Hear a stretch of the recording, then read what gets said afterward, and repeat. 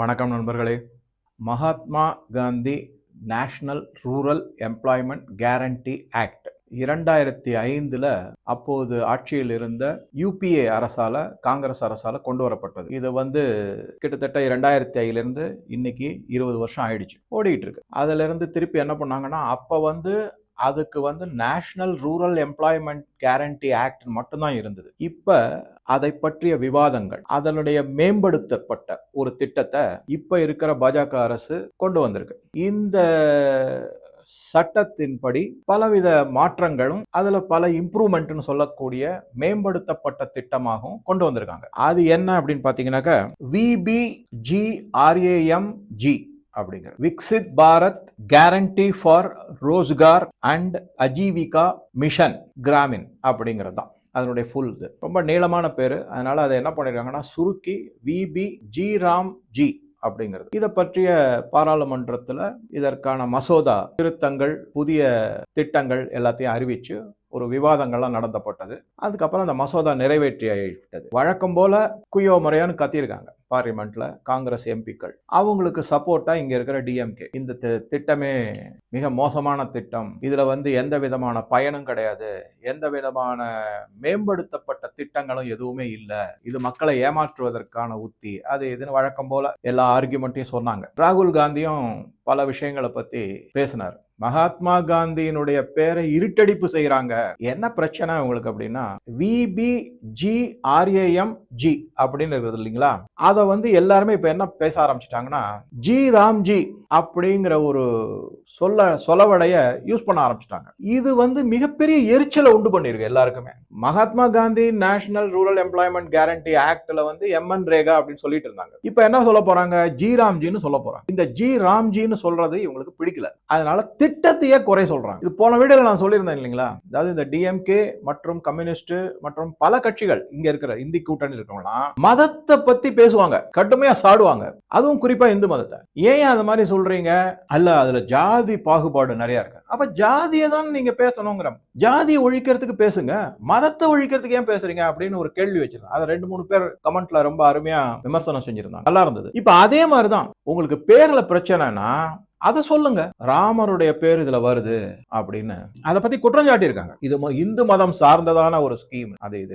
அமித்ஷா ஒரே வார்த்தை சொல்லிட்டார், நாங்க மகாத்மா காந்தியை ஒன்னும் எதிர்க்கவே இல்லை, எந்த விதத்திலையும் அவமானப்படுத்தல, எந்த விதத்திலையும் தவிர்க்கல. மகாத்மா காந்தியினுடைய கொள்கையான ராமராஜ்யம் வேணும்னு சொன்னார் இல்லையா, அவர் தானே சொன்னாரு ராமராஜ்யம் இந்த நாட்டுல வரணும் அப்படின்னு சொன்னார். அதன்படிதான் இந்த பேர் வச்சிருக்கோம். இந்த திட்டத்துல ஏதாவது குறைபாடு இருந்தா சொல்லுங்க, பேர்ல குறைபாடு இருக்குன்னு சொல்லாதீங்க, ஏன்னா அது மகாத்மா காந்தியினுடைய கனவு, அது ராமராஜ்யம் வரணும். சோ ஜி ராம்ஜி அப்படின்னு வச்சதுல ஒரு தவறும் கிடையாது அப்படின்னு சொல்லி வாய் அடைச்சிட்டார். இதுக்கு ஒருபடி மேல போய் ப. சிதம்பரம், அவர் ஆக்சுவலா கிலியில இருக்காரு. அரவிந்த் மாயாராம் பேர்ல FIR போட்டதுல இருந்து இந்த FICN fake Indian currency note Dhurandhar படம் ஆல் ஓவர் இந்தியா சக்க போடுதுங்க, அதை தனியா பாக்குறேன் நானு. அவர் கிலியில இருக்காரு, அப்படியே என்ன செய்யறதுன்னு தெரியல. அவருடைய மகனும் இந்த துண்டு போட்டு பாப்பாங்கன்னு சொல்லுவாங்கல்ல, நூல் விட்டு பாக்குறதுங்கிற மாதிரி அவர் கட்சி போட்டு வைக்கிறாரு. பல விதத்துல காங்கிரசுக்கு எதிரான கருத்துக்களை சொல்றாரு, பாஜகவுக்கு ஆதரவான கருத்துக்களை சொல்றாரு. அப்பனா இங்க சேர போறாரா அப்படின்னு பல பேர் கேள்விக்குரிய எழுப்பியிருக்காங்க. அவர் ஒன்னும் கொள்கை ரீதியாலாம் இங்க சேர்றதுக்குலாம் இல்ல. அவர் சேர்றதுக்கான காரணம் முக்கியமான காரணம் என்னன்னா, எங்கேயாவது ஏதாவது கேஸ்ல இருந்து தப்பிச்சுக்கணுங்கிறதுக்காகத்தான். ஏன்னா எல்லாம் வெட்ட வெளிச்சமா வர ஆரம்பிச்சிருது, எல்லாமே வசமா மாட்டிக்கிட்டு இருக்காங்க அப்படிங்கிறாங்க. அந்த மாதிரி இருக்கும்போது உடனே சில பேர் சொல்லலாம், நிறைய பேர் பதிவும் போடுறாங்க, சார் ஒன்னும் ஆக்ஷனே எடுக்க மாட்டேங்கிறாங்க, சும்மா வெளியில சொல்லிட்டு இருக்காங்கன்னு. அவ்வளவு சீக்கிரம் எடுக்க முடியாது, தயவு செஞ்சு புரிஞ்சுக்காங்க. திருப்பி நான் அதைத்தான் சொல்லிட்டு இருக்கேன். வரும், ஆனா வரும், கண்டிப்பா வரும், ஆக்ஷன் எடுப்பாங்க, ஒரு மாதிரியா வரும். அது மக்களை உணர வைக்கிறதுக்கான ஸ்டெப் தான் இப்ப எடுத்து செஞ்சுட்டு இருக்காங்க. லீகல் ஆக்ஷன் அடுத்தது, மக்கள்லாம் உணர்ந்துதாங்க, இனிமே எந்த பிரச்சனையும் வராதுன்னும் போதுதான் லீகல் ஆக்ஷன் எஃபெக்டிவா வரும், அதுவும் நல்லா ஸ்ட்ராங்கா வரும். சரி, இந்த ப. சிதம்பரம் மகாத்மா காந்தி பேரை இருட்டடிப்பு செய்து விட்டது பாஜக அரசாங்கத்துக்கு. அண்ணாமலை ஒரு சமீபத்துல ஒரு அரை மணி நேரம் ஒரு பிரஸ் மீட் வச்சிருந்தாரு, அதுல கிளியரா சொல்லிட்டாரு, அதாவது மாரல் ரைட்ஸ் சொல்லக்கூடிய ஒரு நேர்மையான தகுதி என்ன இருக்கு அவருக்கு இத பத்தி பேசுறதுக்கு. 2005 இந்த ஆக்ட கொண்டு வந்த போது மகாத்மா காந்தி பேர் இல்ல. 2009 எலெக்ஷனுக்கு முன்னாடி மக்கள் கிட்ட தாஜா பண்ணணுங்கிறதுக்காக மகாத்மா காந்தி பேரை இதுல இன்க்ளூட் பண்ணாங்க. அப்பேற்பட்ட ப. சிதம்பரத்துக்கு இந்த பாஜகவினுடைய பேரை பத்தி பேசுறதுக்கு எந்த அருகதையும் கிடையாது. 2005 100 நாள் வேலை வாய்ப்பு திட்டம் வந்த பொழுது கூட மகாத்மா காந்தி ஐயாவுடைய பேர் இல்ல. இன்னைக்கு ப. சிதம்பரம் ஐயாவுக்கும் காங்கிரஸுக்கும் நான் சொல்றேன், நீங்க 2005 திட்டத்தை கொண்டு வந்த பொழுது மகாத்மா காந்தி ஐயாவுடைய பேர் வச்சீங்களா? வைக்கல. அன்னைக்கு திட்டத்துடைய பெயரே வேற. நீங்க மகாத்மா காந்தி ஐயா பேரையே 2008, 2009 தான் வச்சீங்க. இல்ல காங்கிரஸ்காரங்க இன்னைக்கு கபட நாடகம் போடக்கூடாது. திட்டம் வந்த பொழுதே மகாத்மா காந்தியினுடைய பேரை வைக்காதவங்க 2008, 2009 2009 தேர்தல் வந்த பொழுதுதான் மகாத்மா காந்தி ஐயா பேரை வச்சவங்க. எங்களுக்கு பாடம் எடுக்காது. மகாத்மா காந்தி ஐயாவின் மீது மிகப்பெரிய மரியாதை இருக்கக்கூடிய ஒரு தலைவர் இன்னைக்கு இந்தியாவில் யார் இருக்காங்கன்னா பாரத பிரதமர் நரேந்திர மோடி அவர்கள். அங்க இருக்கிறவங்க எல்லாம் வாய் அடைச்சு போயிருங்க. பிரஸ்ல வந்து நீங்க பாத்தீங்கன்னா சாதாரண பிரஸ்ல எல்லாம் என்ன ஒரு 4-5 மைக் இருக்கும். அண்ணாமலை அவர்களுடைய பிரஸ் மீட்னா ஒரு 25 மைக் இருக்கும். எல்லாம் அவங்கவுங்க இஷ்டத்துக்கு கேள்வி கேட்பாங்க. அந்த மாதிரி அந்த இன்டர்வியூல பல விஷயங்களை அவர் பேசியிருக்காரு, சொல்லியிருக்காரு. குறிப்பா இந்த விஷயத்தை ரொம்ப அருமையா ஹேண்டில் பண்ணார். அதனால அவங்களுக்கு எந்த விதமான மாரல் ரைட்ஸும் கிடையாது. உடனே இன்னொருத்தர் வந்து நீங்க 100 நாள் வேலை திட்டம் தானே, அது பரவாயில்ல. இப்ப 100 நாள் மகாத்மா காந்தி பேரே மறந்து போச்சு எல்லாருக்கும். 100 நாள் வேலை திட்டம் தான் சொல்றாங்க. இப்ப என்ன சொல்ல போறாங்கன்னா ஜிராம்ஜி திட்டம்னு சொல்ல போறாங்க. எதனால அப்படின்னா அந்த நம்பர் ஆஃப் டேஸ் இன்க்ரீஸ் பண்ணிட்டாங்க. இத வந்து 2021 நான் சொல்லல, அண்ணாமலை சார் சொன்னதை எடுத்து உங்ககிட்ட சொல்றேன் நான். 2021 தேர்தல் போது, தமிழ்நாடு சட்டசபை தேர்தல் போது வாக்குறுதி கொடுத்தாரு இப்ப இருக்கிற முதல்வர் திரு ஸ்டாலின் அவர்கள். என்ன வாக்குறுதி கொடுத்தாங்க? 100 நாள் வேலை திட்டத்தை 150 நாள் ஆகும் ஆச்சு. அடுத்த எலெக்ஷன் வந்துருச்சு. இன்னும் 4 மாசம் தான் இருக்கு. மே 6ஆம் தேதி என்னமோ பதவி ஏற்பு 21. இப்ப இன்னும் 6 மாசம் இருக்கு எலெக்ஷன். அதுல ஒரு 30 நாள் இதுக்கு போயிடுச்சுன்னு வச்சுக்கோங்க, மாடல் கோட் ஆஃப் கான்டாக்ட் அதுல போயிடுச்சுன்னு வச்சுக்கோங்க. அப்ப 3 மாசம் தான் பாக்கி இருக்கு. என்னத்த பண்ண போறாங்க இவங்க? ஒரு நாள் கூட அதிகரிக்கவில்லை. அதே 100 நாள் திட்டம் தான் இருந்தது. ஆனா இப்ப இருக்கிற பாஜக அரசு 100 நாளை வந்து 125 நாளாக கொண்டு வந்திருக்காங்க. இந்த தகவல் எல்லாத்தையும் ஒரு மாதிரி கலெக்ட் பண்ணி அதுல இருக்கிற சில முக்கியமான உண்மையான நிலவரம் என்ன, உண்மையான முன்னெடுப்புகள் என்ன, எப்படிலாம் இது மேம்படுத்தப்பட்டுள்ளது. கொஞ்சம் லெங்க்தியா தான் இருக்கும். எல்லாரும் கேட்கறாங்க, தயவு செஞ்சு சார் கொஞ்சம் கம்மியா போகணும். அப்படி இல்லைங்க. ஒரு பல விஷயங்களை நம்ம சொல்லணும்னு தெரிஞ்சுக்கும் போது அதனுடைய ஃபுல் ஃபார்ம்ல அதை தெரிஞ்சுக்கிட்டா தான் நமக்கு வந்து ஒரு நல்ல புரிதல் ஏற்பட்டு இந்த மாதிரி தவறுகள்லாம் நடந்திருக்கா, இது இப்ப எப்படி தவிர்க்கப்பட்டதுங்கிற ஒரு உணர்வு வரும், புரிதலும் வரும். அதுக்காக சொல்லப்பட்டது. ஆக மொத்தம் ப. சிதம்பரம் வாங்கி கட்டிக்கிட்டாரு எதையோ பேசி. தமிழக முதலமைச்சரும் அண்ணாமலை அவர்கள்ட்ட வாங்கி கட்டிக்கிட்டாங்க. இது இந்த மாதிரி போயிட்டு இருக்கு. இதுக்கப்புறம் பலவிதமான கருத்துக்களை அண்ணாமலை அவர்கள் சொல்லியிருக்காரு. அதுல இப்ப இன்னொரு முக்கியமான தகவல் என்ன சொல்ல வரேன்னா, முதல்ல இதுல இருக்கிற உண்மைகள் என்ன, ஃபேக்ட் என்னென்னலாம் இருக்கும். இவங்க என்ன சொல்லிட்டாங்கன்னா, ஏற்கனவே இருந்த திட்டத்தை கம்ப்ளீட்டா உடைச்சு எரிஞ்சு அதுல இருக்கிற தவறுகள், குழப்பங்கள் எல்லாத்தையும் நிவர்த்தி செஞ்சு புது திட்டத்தை அறிவிச்சிருக்காங்க. அதுதான் விகசித் பாரத், இந்த ஜி ஸ்கீம். அது வந்திருக்கு. யூபிஐல எப்படி இருந்துச்சுன்னா, கரப்ஷனுடைய மைய புள்ளியாக இருந்தது இந்த 100 நாள் வேலை திட்டம், Mahatma Gandhi rural employment guarantee act படி. இப்ப என்டிஏ அதை எப்படி கொண்டு வராங்க அப்படின்னு பாத்தீங்கன்னாக்கா, முதல்ல வந்து டிஜிட்டல் அசெட் கிரியேட்டிங் அப்படிங்கிறாங்க. சொத்தை வந்து எல்லாமே மின்மயமாக்கப்படும், மின் அணுமயம், அதாவது கம்ப்யூட்டர்ல எல்லாத்தையும் டேட்டா எல்லாத்தையும் சேர்த்து வைக்கிறாங்க. அதுல இருந்து உங்களுக்கு தரவுகளை எடுத்து நீங்க பட்டனை தட்டினா என்னென்ன அசெட் எல்லாம் வந்திருக்கு, எந்த மாதிரி அசெட். ஒரு உதாரணத்துக்கு அண்ணாமலை அவர்கள் கூட சொல்லியிருக்காரு, குளம் வெட்டுறது, ஆறுகள் சீரமைப்பு, கால்வாய்கள் அமைப்பு, ரோடு சரியானபடி இது பண்ணும், அந்த சைடில் இருக்கிறதெல்லாம் மரங்கள் வளர்ப்பது, அதுக்கப்புறம் நிலத்தடி நீர் மேலாண்மை இதெல்லாம் செய்வது, ஏரிகளை பராமரிப்பது, மராமத்து வேலைகளை செய்வது, தூர்வாருவது, இந்த மாதிரி பல முன்னெடுப்புகளை இந்த திட்டத்தின் மூலமாக செய்ய வேண்டும். இதுதான் முக்கியமான போக்கஸ் ஏரியான்னு சொல்லக்கூடியது. அதுதான் முக்கியமானது. இதெல்லாம் செய்யும் போது எங்கெங்கெல்லாம் என்னென்னலாம் செஞ்சிருக்காங்க அப்படிங்கிற தகவல் நமக்கு தெரியும். அதனாலதான் இதை என்ன பண்ணிட்டாங்கன்னா, டிஜிட்டல் அசெட் கிரியேஷன் எல்லாத்துலயும் கம்ப்யூட்டர்ல போட்டுருங்க. பட்டன் தட்டினா எந்த ஊர்ல எந்த கிராமத்துல எவ்வளவு வேலை நடந்திருக்கு, எந்த குளம் சீரமைக்கப்பட்டிருக்கு, தூர்வாரப்பட்டிருக்கு, எல்லா டீடைல்ஸும் வந்துடும். அது ஒரு முக்கியமான பாயிண்ட். இப்ப இந்த புது சட்ட திருத்தம், சட்டமே வந்துருச்சுன்னு வச்சுங்களேன். முன்னாடி இருந்ததை தூக்கி போட்டாச்சு கடப்புல. இப்ப புது சட்டமாக வந்திருக்கு. இந்த புது சட்டத்தை படி என்னன்னா, ஃபியூச்சரிஸ்டிக் இந்தியன்ஸ் அப்படிங்கிறது. இந்திய மக்களுக்கு ஒரு வருங்காலத்துல வாழ்வாதாரத்தை கொடுக்கிறது மட்டுமல்லாம ஒரு மேம்படுத்தப்பட்ட வாழ்வியலிய அவங்களுக்கு தரணும் அப்படிங்கறதா இந்த ஸ்கீமினுடைய முக்கியமான குறிக்கோள், மிஷன் அப்படிங்கிற மாதிரி சொல்றாங்க. இதுல எப்படி அப்படின்னு பாத்தீங்கன்னாக்கா 2004 இருந்து 2014 வரைக்கும் எந்தெந்த மாதிரி எல்லாம் இருந்திருக்கு அப்படின்னா, உரிமை அடிப்படையில இந்த ஆக்ட் படி, அதாவது MN ரேகா அந்த இது சட்டத்தின்படி கண்டிப்பாக வேலை கொடுக்க, உரிமையின் அடிப்படையில் வேலை கொடுக்கும். அந்த உரிமையின் அடிப்படையில் கொடுக்கப்பட்ட வேலை எல்லாமே ஊழல்ல தான் முடிஞ்சிருக்கு. இப்ப வந்திருக்கிறது எப்படி அப்படின்னாக்கா பயோமெட்ரிக் முறையில வரும். அப்ப இந்த தம்பு வச்சு பயோமெட்ரிக் ஐடென்டிபிகேஷன் கிடையாது, நம்பர் 1. அதுக்கப்புறம் என்ன அப்படின்னா, இதுல மிக முக்கியமான குறைபாடுகள் பழைய திட்டத்துல இருந்தது. இப்ப எப்படி நிவர்த்தி செஞ்சிருக்காங்க. அப்ப என்ன செஞ்சிருந்தாங்கன்னா, பாட்டுக்கு நீங்க போய் பேரை கொடுக்கணும், லோக்கல்ல இருக்கிற ஏரியால இருக்கிற அரசியல்வாதிகள் அவங்க அந்த பேரெல்லாம் வாங்கிக்கிட்டு இது பண்ணுவாங்க. 100 பேருக்கு வேலை திட்டம், வேலை வாய்ப்பு, 100 நாள் வேலை வாய்ப்புல இருக்கணும் அப்படின்னாக்க இவங்க என்ன செய்வாங்கன்னா, ஒரு 50 பேரை உண்மையாகவே அங்க கிராமத்துல இருக்கிற மக்களை, அதுவும் தனக்கு ஓட்டு போடக்கூடிய மக்களை தேர்ந்தெடுத்து இந்த திட்டத்துல சேர்த்துப்பாங்க. அப்பயே சொல்லிடுவாங்க, அது பாரு ஆட்சிக்கு நீங்க தான் ஓட்டு போடணும் தேர்தல் வந்தா அப்படின்னா சொல்லி மிரட்டி கிரட்டி ஒரு மாதிரி உருட்டி சொல்லிடுவாங்க. அதுக்கப்புறம் என்ன செய்வாங்க அப்படின்னா, ஒரு மேலும் ஒரு 50-60 நபர்களை பொய்யான பேர்ல, இந்த SIR மாதிரி தான். இப்ப சமீபத்துல அண்ணாமலை அவர்களுடைய ஒரு வீடியோ பார்த்தேன். அதுல அவர் 77 லட்சம் பேர் இந்த டிராஃப்ட் லிஸ்ட் வருதுங்களா, ஓட்டர் லிஸ்ட், அதுல இருந்து விடுபடும் அப்படின்னு சொல்லியிருக்காரு.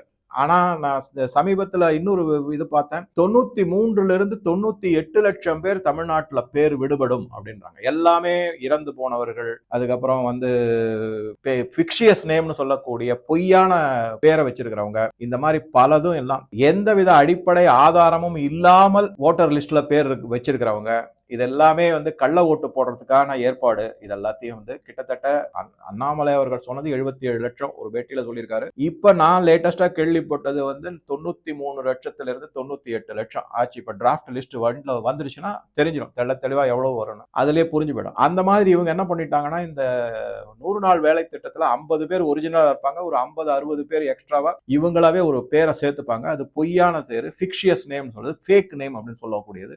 அதற்கான சம்பளத்தை வாங்கிப்பாங்க, கவர்மெண்ட்ல இருந்து வாங்கிப்பாங்க. அதை வாங்கிக்கிட்டு என்ன பண்ணுவாங்கன்னா, தங்க பாக்கெட்ல போட்டுருவாங்க. அது எல்லாமே போய் சேர்ந்த மாதிரி. இது நடுவில் என்ன பண்ணுவாங்கன்னா, போன 2024 எலெக்ஷன் போது TM இன்ஃபோடைன்மெண்ட்ல இருந்து கள நிலவரத்துக்காக போயிருந்தாங்க. அப்படி மேடம் கூட போயிருந்தாங்க, தேன்மொழி மேடம் அவங்க கூட போயிருந்தாங்க. அப்ப அவங்க பலர்கிட்ட இன்டர்வியூ பண்றாங்க. இன்டர்வியூ பண்ணும்போது கேக்குறாங்க, இந்த 100 நாள் வேலை திட்டத்தெல்லாம் உங்களுக்கு நல்ல எஃபெக்டிவா வருதா, செய்யறாங்களா அப்படின்னு கேட்டதுக்கு பல பேர் என்ன சொல்லியிருந்தாங்கன்னா, வேணும்ட்டு இழுக்கடிப்பாங்க, இன்னைக்கு வேலை இருக்கு வான்னு கூப்பிடுவாங்க, ஆனா அன்னைக்கு போனோம்னாக்கா அவங்க மத்தியானம் 3 மணி வரைக்கும் சாப்பாடை சமைச்சு செஞ்சு எடுத்துக்கிட்டு போகாம 7-8 கிலோமீட்டர் நடந்து போகணும். அங்க போய் பார்த்தோம்னா இன்னைக்கு வேலை இல்ல நாளைக்கு வாங்குவாங்க, நாங்க திருப்பி அதே 7-8 கிலோமீட்டர் திரும்பி வரோம். அடுத்த நாளும் இதே மாதிரி ரொம்ப அலக்கழிப்பாங்க. அதுக்கப்புறமா பார்த்தாக்கா பணம் கொடுக்கும்போது என்ன பண்ணுவாங்கன்னா, கொஞ்சம் பணத்தை இப்ப 500 ரூபாய் கொடுக்கணும்னாக்கா அதுல ஒரு 200 ரூபாய் அவங்க எடுத்துக்குவாங்க, எங்களுக்கு 300 ரூபாய் தான் வரும். இந்த மாதிரி எல்லாம் நிறைய குற்றச்சாட்டுகள் வைக்கப்பட்டது. அந்த நேரடியான இன்டர்வியூ அந்த இதெல்லாமே இருக்கு. 60 வயசு ஆகி போச்சு. இங்கிருந்து நத்தம் 6 கிலோமீட்டர் நடந்து வேலைக்கு போச்சு. காலையில் போயிட்டு 2 மணி வரைக்கும் உட்காந்து இருந்துட்டு மத்தியானம் வேலை இல்லைன்னு சொல்லி எழுதி கொடுத்து அனுப்புறாங்க. 60 வயசு அம்மாவுக்கு. அதே மாதிரி இங்க பைப் லைன் போட்டு பணம் கட்டலன்னு சொல்லிட்டு ஒரு 1 கிலோமீட்டர் வயக்காட்டுக்குள்ள 60 வயசுக்குள்ள நீங்க நடக்க முடியுங்களா? ரொம்ப வயசானவங்க அங்க போய் என்ன பணம் கட்டினா தான் வேலை. அப்பி எல்லாத்திட்டும் வசூல் பண்ணி 1200 ரூபா கொடுத்தாச்சு. வேலை கொடுக்கணுமா கொடுக்க கூடாதுங்களா? கொடுக்கல, வீட்டுக்கு தட்டிட்டாங்க. நான் மறுபடியும் கிருஷ்ணாபுரத்தில் ஆஃபீஸில் போய் மனு கொடுக்குறேன். அந்த ஆள் என்ன செய்ய கெத்தா பேசுகிறான், பணம் கட்டினா தான் வேலை, அப்புறம் வீட்டுக்கு தான் போக சொல்லுவாங்க. இந்த பைப் போட்டதுக்கு தண்ணி பில்லு பிரியா போட்டது அவங்க கட்டுறேன்ட்டாங்க. நாளைக்கு கட்டுற இல்லை எங்களை பசங்க இருக்காங்களா, எங்களை கேட்க வேண்டியதானே? 100 நாள் 60 வயசு பொம்பளை கேட்டு அது பணம் கட்டியாச்சு. பணம் கட்டினா வேலை கொடுக்கணுமல்ல? மத்தியானமா 60 ஒரு 2 கிலோமீட்டர் தூரம் தாட்டி விடுவாங்களா? தண்ணி பில்லு கட்டினா தான் வேலைங்கிறாங்க. தண்ணி பில்லுக்குமே 100 நாள் வேலைக்கு என்ன காரணம் சரிங்களா? தண்ணி பில்லு இன்னைக்கு இல்லைன்னா நாளைக்கு கட்டுறோம், வேலைக்கு போனையில் வேலை கொடுக்க வேண்டியதானே? இது 2024 எலெக்ஷனுக்கு முன்னாடி நடந்தது. உடனே கேட்காதீங்க சார், என்ன குற்றச்சாட்டு வந்தாலும் அதே மக்கள் பணத்தை வாங்கிக்கிட்டு இதே DMK தானே சார் ஓட்டு போட்டிருக்காங்க, இருக்காங்க. ஆமா, அதுதான். அதற்காகத்தான் விழிப்புணர்வு ஏற்படுத்துறதுக்காக மேலும் மேலும் நம்ம சொல்லிக்கிட்டே தான் இருக்கணும். மக்கள் ஒரு ஸ்டேஜ்ல என்ன பண்ணுவாங்கன்னா, இன்னைக்கான கால நிலவரம் எப்படி இருக்குன்னா, மிகப்பெரிய வெறுப்புல இருக்காங்க. அதீத வெறுப்புல இப்ப இருக்கிற ஆளுங்கட்சி மேல வெறுப்பு இருப்பது நல்ல அடிநாதத்துல ஓடிக்கிட்டு இருக்குங்கிறது தான் உண்மையான நிலவரம். சரி, அது ஒரு பக்கம். அடுத்ததா இதை பல வீடியோகளே சொல்லியிருக்காங்க. இது ஒரு முக்கியமான விஷயம். அடுத்ததான் இன்னொரு முக்கியமான விஷயம் என்னன்னாக்க, பாத்தீங்கன்னா பணம் மொத்தமா சென்ட்ரல் கவர்மெண்ட்ல இருந்து வருது இல்லைங்களா, அதை நடுவுல இவங்க கொஞ்சம் இதை எப்படி பார்க்கணும் அப்படின்னா, ராஜீவ்காந்தி சொன்னாராம். அவர் சொல்லியிருக்காரு இந்த மாதிரி ₹1 சென்ட்ரல் கவர்மெண்ட்ல இருந்து யாரு பயனாளியோ அவளுக்கு போய் சேருவதற்குள்ள 15 பைசா தான் அந்த பயனாளிக்கு போய் சேருவது, 85 பைசா நடுவில் இருக்கிறவங்க அப்படியே லூட் பண்ணி சாப்பிட்டுறாங்க. அவ்வளவு ஊழல் மலிந்து கிடக்கு இந்தியால. அதை கோட் பண்ணி தான் அமித்ஷாவும் சொல்றாரு. இந்த மாதிரி நீங்க பேசுறீங்க, உங்க தலைவரே அப்படிதானே சொல்லியிருக்காரு, அதனாலதான் பலவிதமான மேம்படுத்தப்பட்ட திட்டத்தை நாங்க கொண்டு வந்திருக்கோம். இந்த சமயத்துல இந்த மாதிரி ஒரு பொய்யான நபர்களை பேரை வச்சு சும்மா ராமர் கிருஷ்ணன் அப்படியே பணம் பேரெல்லாம் சேர்த்து அவங்க வேலை செஞ்ச மாதிரி காமிச்சு பணத்தை எடுத்துக்கிறது ஏதோ இந்த 2005 காங்கிரஸ் கொண்டு வந்த திட்டத்தினால தான் அதுல மட்டும்தான் இந்த மாதிரி ஆகியிருக்கு அப்படின்னு நம்ம நினைச்சோம்னா, தமிழர்கள் எல்லாருக்குமே முன்னோடின்றது நமக்கு நல்லாவே தெரியும் இல்லையா. ஊழலையும் மிகப்பெரிய முன்னோடிங்கிறதுக்கு ஒரு உதாரணம். என்ன உதாரணம்னா, சென்னை கார்பரேஷன் மாநகராட்சி இருக்கு இல்லைங்களா, அங்க 1969 இருந்து 73 வரைக்கும் மிகப்பெரிய ஊழல் ஒண்ணு நடந்தது. அந்த ஊழலுக்கு பேரே மஸ்டர் ரோல், NMR ரோல் அப்படின்னு சொல்லக்கூடிய, இதுக்கு மஸ்டர் ரோல் வழக்குன்னு பேரு. அப்ப என்ன அப்படின்னா, டிஎம்கே காங்கிரஸ், நல்ல கவனிங்க, 1969 இருந்து 73 அப்ப மத்தியில காங்கிரஸ் அரசு இருந்திருக்கு, மாநிலத்துல டிஎம்கே அரசு இருந்திருக்கு. அப்ப யாரு முதலமைச்சர்னா திரு கருணாநிதி அவர்கள் முதலமைச்சராக இருந்தாங்க. இவங்க இந்த கார்பரேஷன்ல இந்த சுத்தம் செய்யறது, அப்புறம் மற்ற வேலைகளுக்கு, எல்லா வேலைகளுக்குமான எம்ப்ளாய்மெண்ட் இருக்கு இல்லைங்களா, அதாவது வேலை செய்பவர்கள், அரசு அலுவலகத்தில் இருக்கக்கூடிய ஊழியர்கள், அந்த ஊழியர்களுடைய லிஸ்ட ஒரு 100 பேர் இருக்காங்க அப்படின்னா, இவங்க அதை 200 250 100 பேர் எக்ஸ்ட்ராவா ஃப்ராட் பண்ணி சேர்த்திருக்காங்க. அதை சேர்த்து அங்க இருக்கிற ஆபீசர்ஸ், இந்த மாநகராட்சியில இருக்கக்கூடிய மிகப்பெரிய அதிகாரி, அப்புறம் டிஎம்கே அரசு, காங்கிரஸ் அரசு கட்சி எல்லாம் ஒன்னா சேர்ந்து இந்த ஊழல்ல ஈடுபட்டதாக கண்டுபிடிக்கப்பட்டு மஸ்டர் ரோல் வழக்குன்னு நீங்க கூகுள்ல போய் தேடிங்கன்னா ஃபுல் டீடைல்ஸ் கிடைக்கும். மிகப்பெரிய அழுத்தம் வந்தது வெளியில மற்ற கட்சிகள்ல இருந்தலாம். அதனால என்ன பண்ணிட்டாருன்னா, அப்ப இருந்த முதல்வர் திரு கருணாநிதி அவர்கள் வேற வழியே இல்லாம சென்னை மாநகராட்சியை கலைச்சிட்டாங்க. அந்த கவுன்சிலர்லாம் இருக்காங்களா, அதை அப்படியே சஸ்பெண்ட் பண்ணி நிறுத்தி வச்சுட்டாங்க. 24 வருடம் சென்னை மாநகராட்சிக்கு எலெக்ஷன் நடக்கவில்லை என்பது உண்மை. 1996 தான் திருப்பி எலெக்ஷன் வந்தது. 74 இருந்து 73 இருந்து 96 வரைக்கும் 24 வருடம் எலெக்ஷனே நடக்கல. இந்த மஸ்டர் ரோல் வழக்கு ஊழல்னால எவ்வளவு கொள்ளையடிச்சிருப்பாங்கன்னு யோசிச்சு பாருங்க. ஆக முன்னோடி வந்துருச்சுங்களா. இப்ப அந்த மாதிரி ஒரு பொய்யான ஊழியர்களுடைய அரசு ஊழியர்கள் லிஸ்ட்ல இருக்குங்கிற மாதிரி இந்த எம்என் நரேகாலையும் போட்டாங்க. 100 நாள் வேலை கொள்ளையோ கொள்ளை. இதையெல்லாம் நிவர்த்தி செய்வதற்காகத்தான் சில முக்கியமான முன்னெடுப்புகளை இப்ப இருக்கிற பாஜக அரசு கொண்டு வந்தார். என்னென்ன மாதிரி கொண்டு வந்து பயோமெட்ரிக், நீங்க ரேகை வச்சா தான் உங்களுடைய அதோட கனெக்டட் ஆதார் கார்டு, அதுக்கப்புறம் ஜாம் அப்படின்னு சொல்லக்கூடியது, அதாவது ஜன் தன் ஆதார் அண்ட் மொபைல், அதாவது ஜன் தன் அக்கௌண்ட் பேங்க்ல இருக்கணும், அது ஆதாரோட கனெக்ட் பண்ணிருக்கணும், அந்த ஆதாரம் உங்க மொபைல் நம்பரோட கனெக்ட் பண்ணிருக்கணும். ஆக மொத்தம் என்ன ஆயிடுனா அது ஒரு முக்கியமானது. ஸோ இதெல்லாம் செக் பாயிண்ட் மாதிரி வச்சுட்டாங்க. நீங்க ஃபிக்ஷியஸா பொய்யான நபர்களை பேரை மட்டும் சேர்த்துட்டு அந்த பணத்தை நீங்க சாப்பிட முடியாது, கொள்ளையடிக்க முடியாது. அடுத்ததா முக்கியமான இது என்ன பார்த்தீங்கன்னாக்கா, டைரக்ட் பெனிஃபிட், நேரடியாக பணத்தை அந்த யாரு வேலை செய்யறாங்களோ அவங்களுக்கு நேரடியாக அவங்க அக்கௌண்ட்டுக்கே போயிடும். நடுவில் இருக்கிற ஏஜென்ட்டுகளுக்கு யாருக்குமே கேஷா வரவே வராது. நீங்க சொல்லலாம், சார் அவங்கள மிரட்டி போய் பேங்க்ல இருந்து இவங்க பணம் வாங்கிப்பாங்களா, அது ஒண்ணு சொல்லும், அதுக்கு எங்கிட்ட ஆன்சர் கிடையாது. அவ்வளவுதான். அதுக்கு ஏதாவது வேற திட்டம் ஏதாவது கொண்டு வரணும். இந்த மாதிரி பல விஷயங்கள் செஞ்சிருக்காங்க. இந்த நேரடியான இதுல எப்படி எல்லாம் இந்த ஊழல்கள் கண்டுபிடிக்கப்பட்டது அப்படின்னு பாத்தீங்கன்னாக்கா, இந்த ஃபிக்ஷியஸ் நேம் மட்டும் யூபியை மட்டும் ஒரு எக்ஸாம்பிள் எடுத்துக்கிட்டா 7 மாவட்டங்கள்ல மிகப்பெரிய ஊழல். உடனே கேட்கலாம், சார் இப்ப அப்பனா யூபினா யோகி அரசா அப்படின்னா இல்ல. நான் சொல்றது 2005 இருந்து 14 அப்ப 2014 அப்புறமா தான் பாஜக அரசு மத்தியில வந்தாங்க. யோகி அரசு அதுக்கப்புறம் தான் வந்தது. அதுக்கு முன்னாடி வந்ததுன்னு வச்சுங்களேன். சோ இந்த 7 டிஸ்ட்ரிக்ட்ல அவங்க ஒரு சாம்பிள் மாதிரி எடுத்து அதை பத்தி சிஏஜி அறிக்கையில தெளிவா மிகப்பெரிய அளவுல குற்றம் சாட்டப்பட்டு சிபிஐ என்கொயரியை வச்சிருக்காங்க. திருப்பி கேட்காதீங்க, சார் சிபிஐ என்கொயரி ஆச்சு, அதை பத்தி யாராவது பிடிச்சாங்களா, தண்டனை கொடுத்தாங்களா? நம்மளுடைய லீகல் சிஸ்டம் அந்த மாதிரி இருக்கு. தயவு செய்து புரிந்து கொள்ளுங்கள், அது நாளாகும். அதே மாதிரி அடுத்ததான் நம்ம எதை பார்க்கறோம்னா, அகில இந்திய அளவுல எத்தனை பேர் போலியாக அந்த லிஸ்ட்ல சேர்க்கப்பட்டு பணம் கையாடல் செய்யப்பட்டுள்ளது அப்படின்னு பாத்தீங்கன்னா 7.5 லட்சம் பேர், 7.3 லட்சம் பேர் வரைக்கும்